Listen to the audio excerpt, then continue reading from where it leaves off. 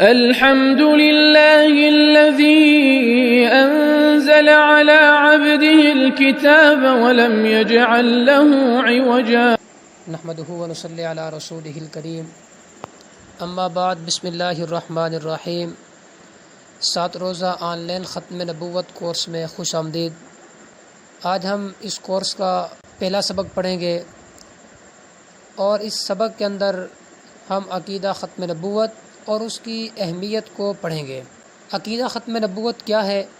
تو یاد رہے، عقیدہ ختم نبوت کا مطلب یہ ہے نبیوں کی تعداد حضور نبی کریم صلی اللہ تعالیٰ علیہ وسلم کے تشریف لانے سے پوری ہو چکی ہے۔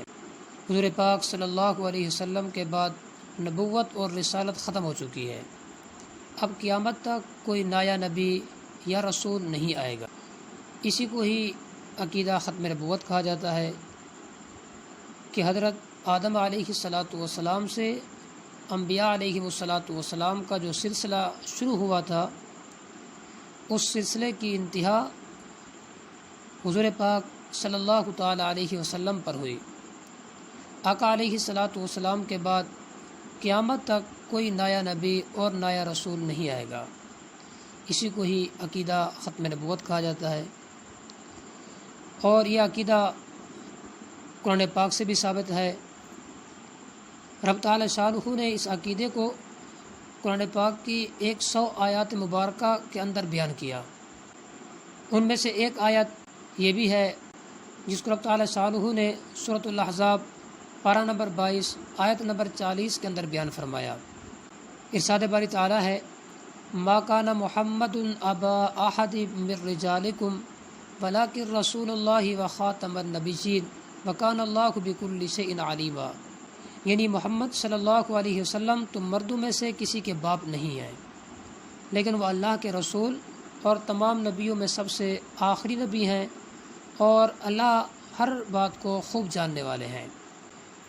تو قرآن پاک کی اس آیت کے اندر بھی رب تعالی شانہ نے حضور نبی کریم صلی اللہ تعالیٰ علیہ وسلم کے بارے میں فرمایا خاتم النبیین، کہ تمام نبیوں میں سب سے آخری نبی ہیں۔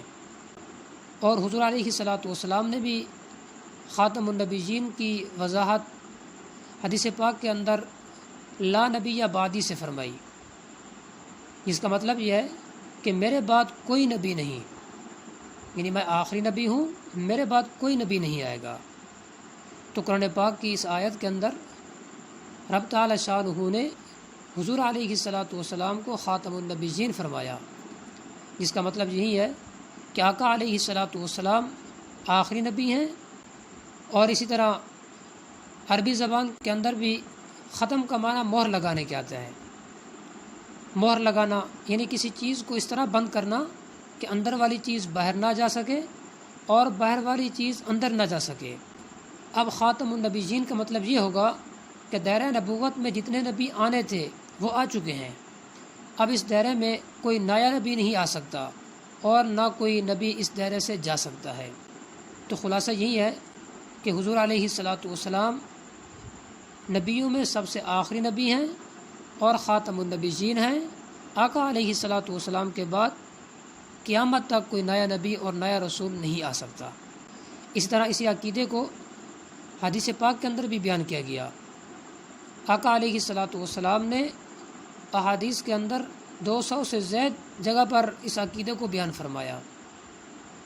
انہی میں سے ایک حدیث یہ بھی ہے کہ حضور علیہ السلام نے فرمایا، میری اور مجھ سے پہلے انبیاء علیہ السلام کی مثال ایسے ہے کہ ایک شخص نے بہت ہی حسین و جمیل محل بنایا، مگر اس کے کونے میں ایک اینٹ کی جگہ چھوڑ دی۔ لوگ اس کے گرد گھومنے اور آشش کرنے لگے اور یہ کہنے لگے کہ یہ ایک اینٹ بھی کیوں نہ لگا دی گئی۔ آپ علیہ السلام نے فرمایا، میں وہی اینٹ ہوں اور نبیوں کو ختم کرنے والا ہوں، یعنی انا خاتم النبیین، میں نبیوں کو ختم کرنے والا ہوں۔ تو اس حدیث پاک کے اندر بھی حضور علیہ السلام نے مثال دے کر یہ سمجھا دیا کہ میں وہی آخری اینٹ اور آخری نبی ہوں جس سے محل تیار ہو گیا نبوت کا، اور اس محل کے اندر مزید کسی اینٹ کو لگانے کی ضرورت نہیں ہے۔ اس طرح ایک اور حدیث پاک کے اندر حضور علیہ الصلوۃ والسلام نے فرمایا میری امت میں 30 جھوٹے پیدا ہوں گے، ان میں سے ہر ایک کہے گا میں نبی ہوں، حالانکہ میں خاتم النبیین ہوں، میرے بعد کوئی نبی نہیں۔ اس حدیث پاک کے اندر بھی حضور علیہ الصلوۃ والسلام نے واضح الفاظ میں بتایا انا خاتم النبیین لا نبی بعدی، کہ میں خاتم النبیین ہوں، میرے بعد کوئی نبی نہیں۔ اس طرح ایک اور حدیث پاک کے اندر حضور علیہ الصلوۃ والسلام نے فرمایا ان الرسالۃ والنبوۃ قد انقطعت فلا رسول بعدی ولا نبی، یعنی آقا علیہ الصلوۃ والسلام نے فرمایا رسالت اور نبوت ختم ہو چکی ہے، پس میرے بعد نہ کوئی رسول ہے نہ نبی۔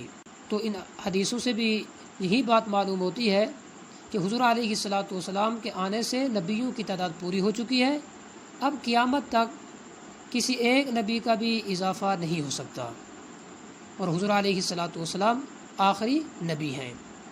اور اسی عقیدہ ختم نبوت کو حضرات صحابہ کرام رضوان اللہ تعالی علیہم اجمعین نے بھی سمجھا اور اس کے تحفظ کے لیے اپنی جان کے نذرانے پیش کیے۔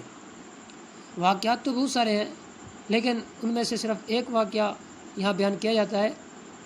حضور علیہ الصلوۃ والسلام کے زمانہ حیات میں اسلام کے تحفظ اور دفاع کے لیے جتنی جنگیں لڑی گئیں، ان میں شہید ہونے والے صحابہ کرام رضوان اللہ علیہم اجمعین کی تعداد 259 ہے، جبکہ عقیدہ ختم نبوت کے تحفظ اور دفاع کے لیے اسلام کی تاریخ میں پہلی جنگ جو حضرت ابوبکر صدیق رضی اللہ تعالی عنہ کے عہد خلافت میں مسلمہ کذاب کے خلاف یمامہ کے میدان میں لڑی گئی، اس جنگ میں شہید ہونے والے صحابہ کرام رضوان اللہ تعالی علیہ مجمعین اور تابعین کی تعداد 1200 ہے، جن میں 70 قرآن مجید کے حافظ اور عالم تھے۔ تو اس واقعے سے بھی اندازہ لگایا جائے کہ حضرات صحابہ کرام رضوان اللہ تعالی علیہ مجمعین نے عقیدہ ختم نبوت کے تحفظ کے لیے کس قدر اپنی جانوں کا نذرانہ پیش کیا۔ حضور علیہ الصلوۃ والسلام کے زمانہ کے اندر جتنی بھی جنگیں ہوئیں، ان تمام جنگوں کے اندر شہداء کی تعداد 259 ہے، جبکہ حضور علیہ الصلوۃ والسلام کے اس دنیا سے پردہ فرما جانے کے بعد سب سے پہلی جنگ جو مسلمہ کذاب کے خلاف یمامہ کے میدان میں لڑی گئی، سیدنا صدیق اکبر رضی اللہ تعالیٰ عنہ کے دور کے اندر، اس ایک جنگ کے اندر 1200 شہید ہو گئے، جن کے اندر 700 قرآن کے حافظ اور عالم تھے۔ تو حضور علیہ الصلوۃ والسلام کا سرمایہ یہی صحابہ کرام تھے، لیکن حضرات صحابہ کرام رضوان اللہ تعالی علیہ مجمعین نے آقا علیہ الصلوۃ والسلام کی ختم نبوت کی خاطر اپنی جانوں کے نذرانے پیش کر دیے۔ اسی وجہ سے یہ امت کا اجماع ہے کہ جو آدمی بھی نبوت کا دعویٰ کرے گا وہ دائرہ اسلام سے خارج ہے اور کافر ہے۔ مولا علی قاری رحمۃ اللہ علیہ لکھتے ہیں ہمارے نبی صلی اللہ علیہ وسلم کے بعد نبوت کا دعویٰ کرنے والا امت کے اجماع سے کافر ہے، لہذا اب جو آدمی بھی نبوت کا دعویٰ کرے گا وہ اجماع امت سے کافر ہے۔ تو اس پوری ساری گفتگو کا خلاصہ یہ ہے کہ نبیوں کی تعداد حضور علیہ الصلوۃ والسلام کے تشریف لانے سے پوری ہو چکی ہے۔ حضور پاک صلی اللہ علیہ وسلم کے بعد نبوت اور رسالت ختم ہو چکی ہے، اب قیامت تک کوئی نیا نبی یا رسول نہیں آئے گا۔ اسی کا نام ہی عقیدہ ختم نبوت ہے کہ حضور پر نور صلی اللہ تعالی علیہ وسلم آخری نبی ہیں، آقا علیہ الصلوۃ والسلام کے بعد قیامت تک کوئی نیا نبی یا نیا رسول نہیں آئے گا۔ الحمد لله الذي أنزل على عبده الكتاب ولم يجعل له عوجا